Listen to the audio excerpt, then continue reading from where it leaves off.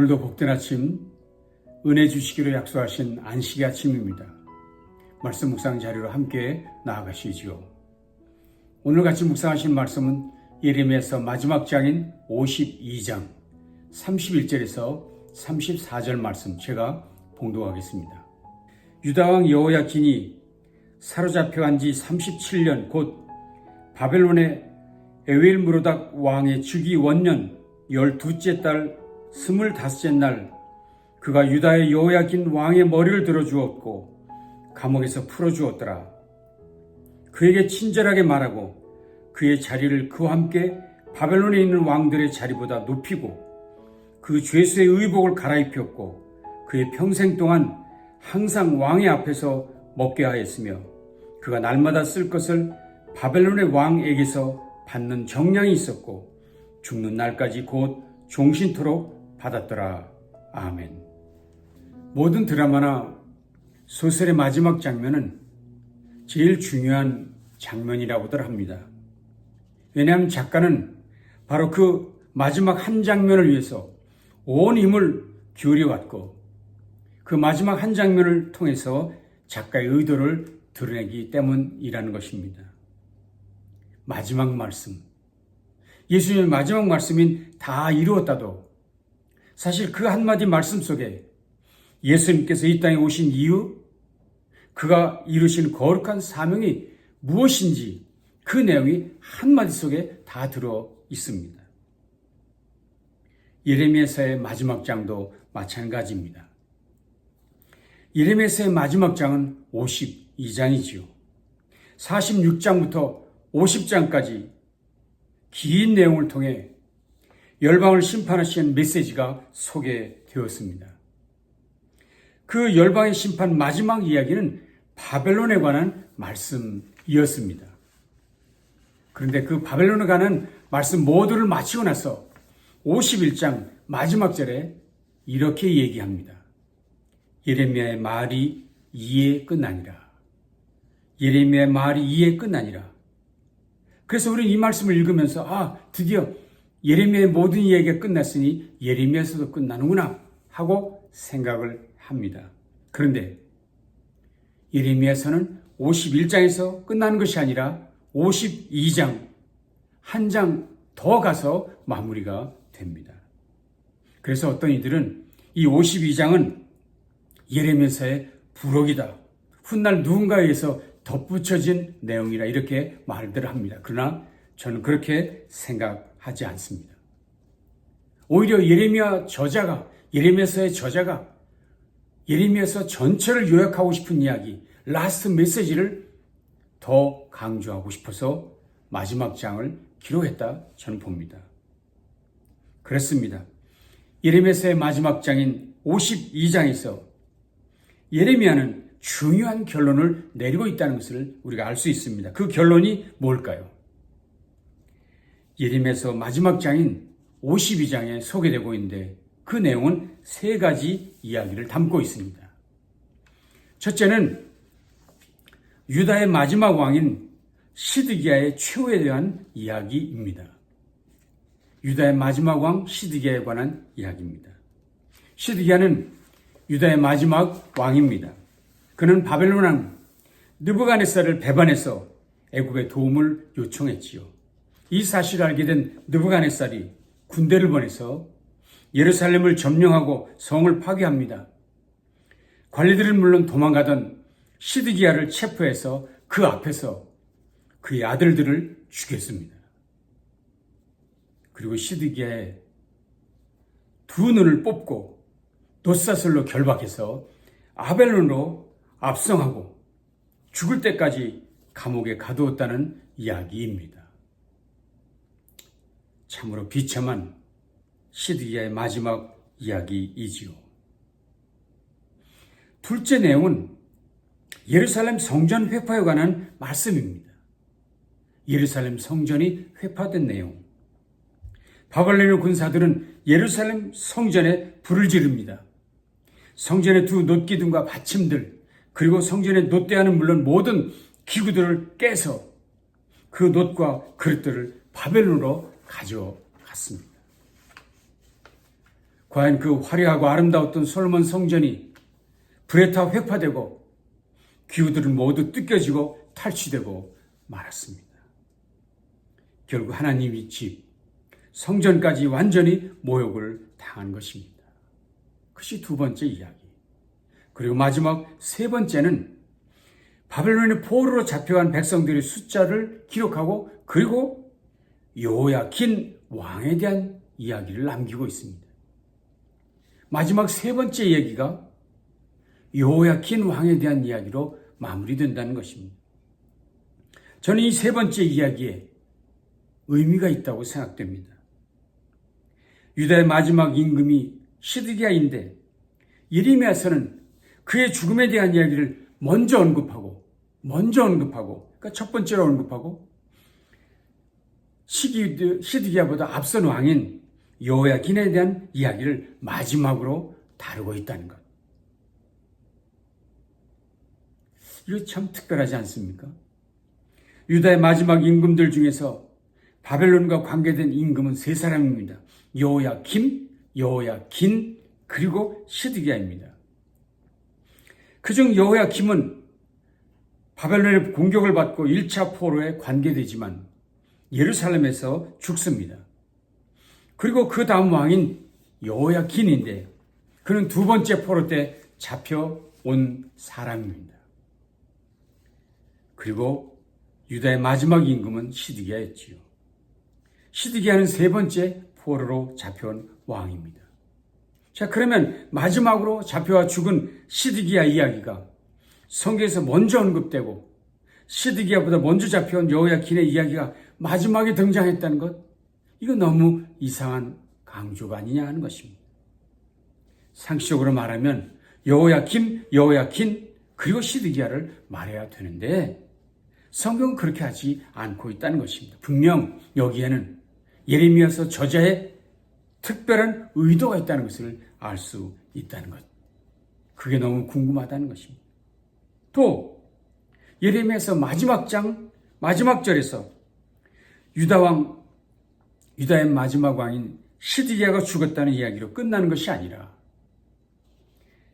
끝에서 두 번째 임금이었던 여호야킨의 이야기로 마무리된다는 것.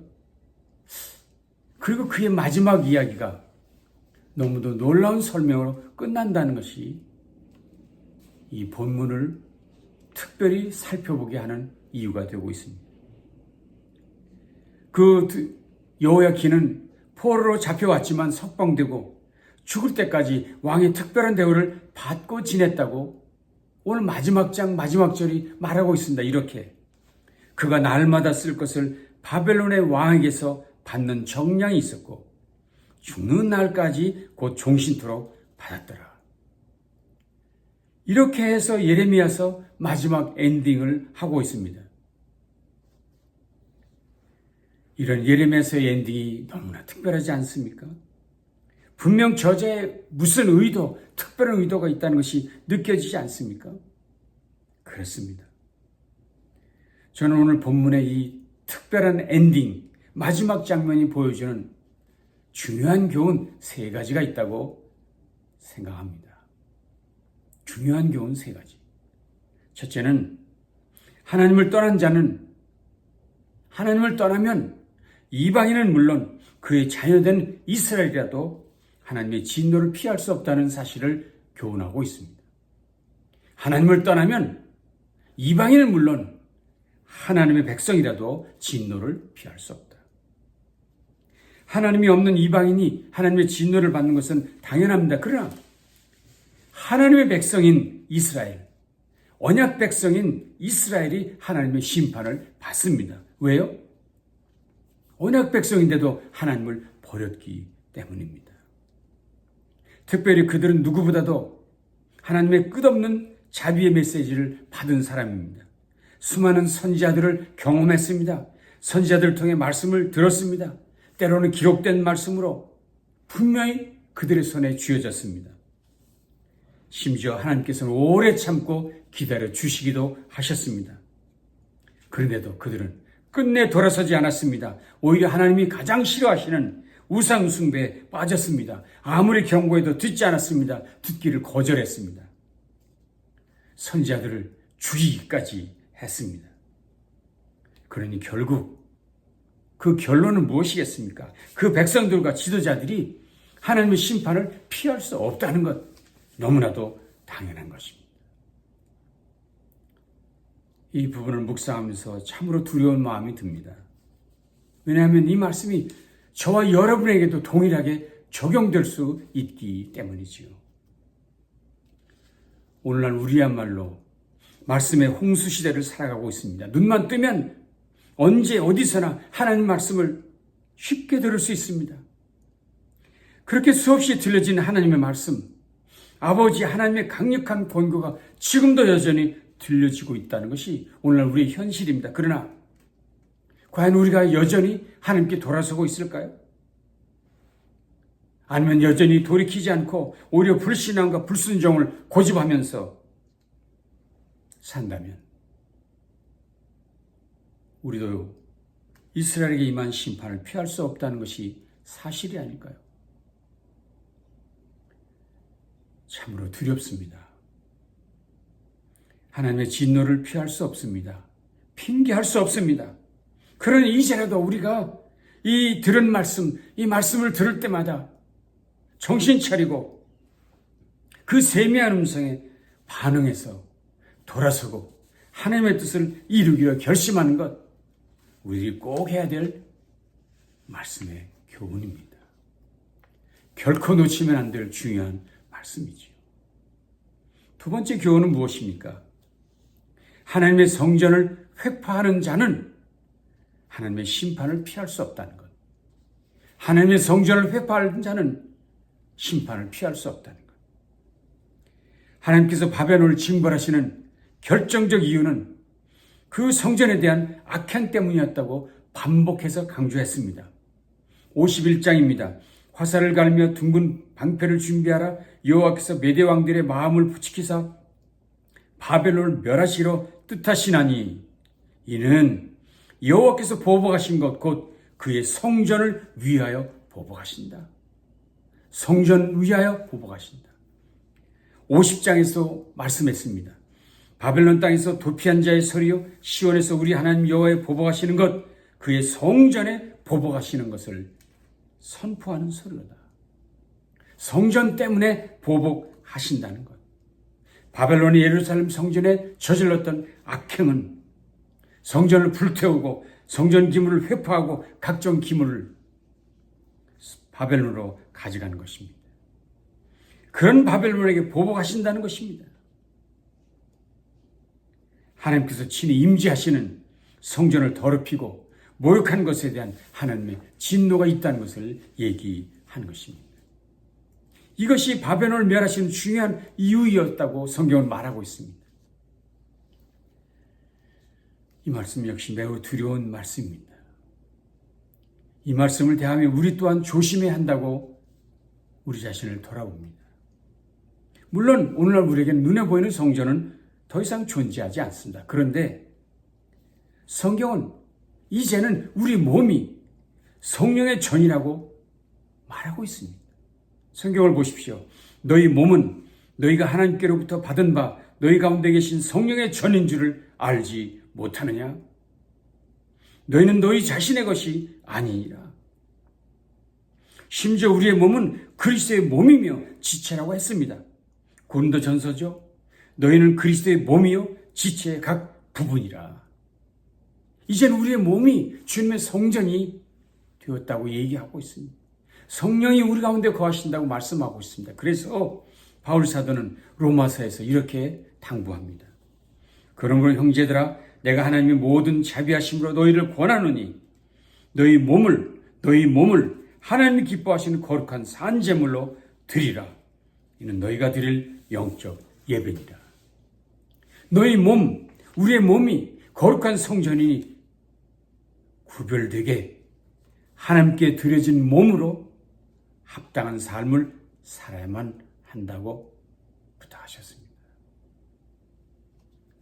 만일 그런데도 우리가 하나님이 거하시는 거룩한 전된 이 몸을 욕되게 한다면, 함부로 쓴다면 결국은 하나님의 심판을 피할 수 없게 된다는 것입니다. 그렇습니다.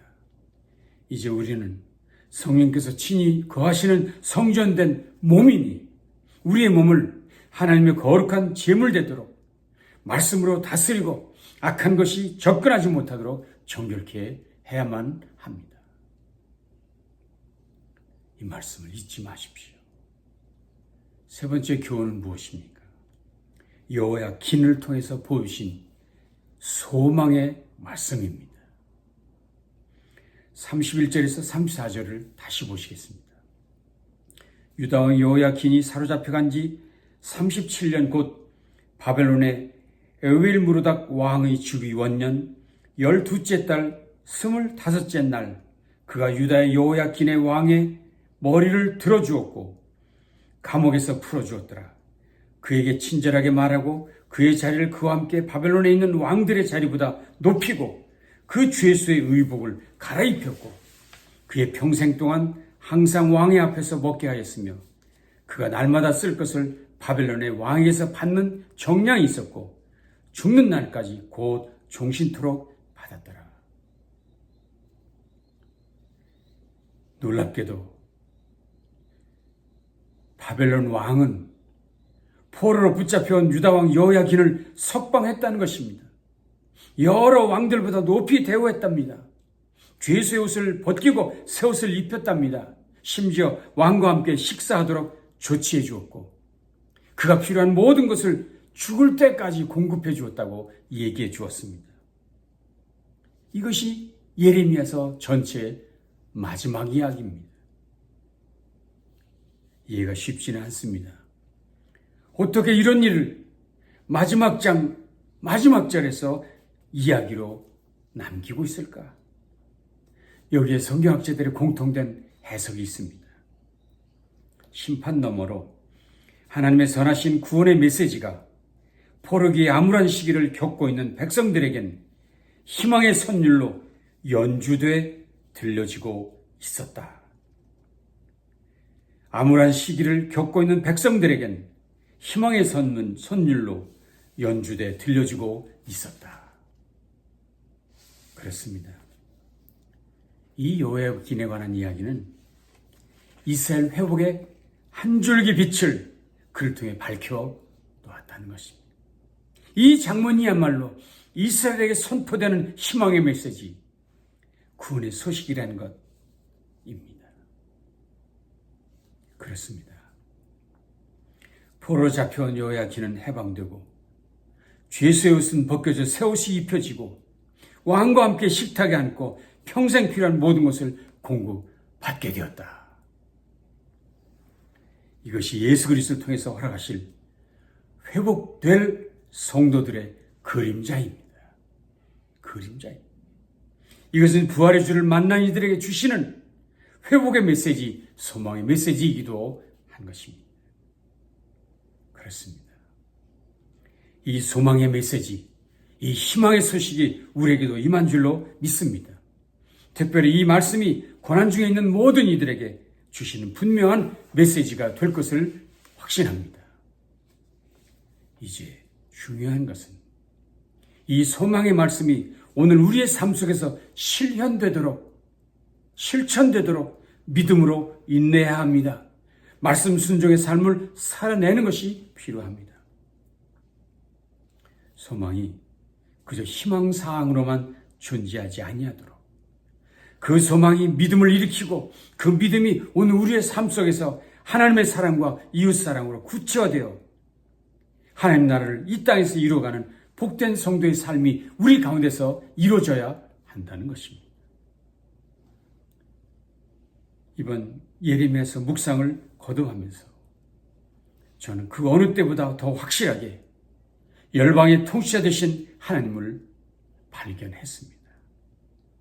그리고 그의 백성이라도 범죄하면 징계하신다는, 그리고 징계하심으로 돌아오기를 고대하신다는 아버지 하나님도 보았습니다. 그리고 더 분명한 것은 환상으로 소망의 메시지를 주셨다는 사실입니다. 말씀으로 소망의 메시지를 주셨다는 것입니다.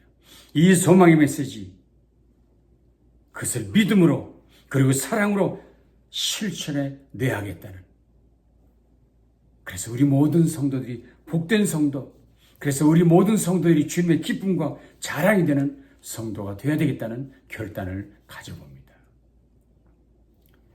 이 소망이 믿음으로 그리고 사랑으로 구체화되는 저와 여러분의 인생이 될 수 있기를 주님의 이름으로 축원합니다.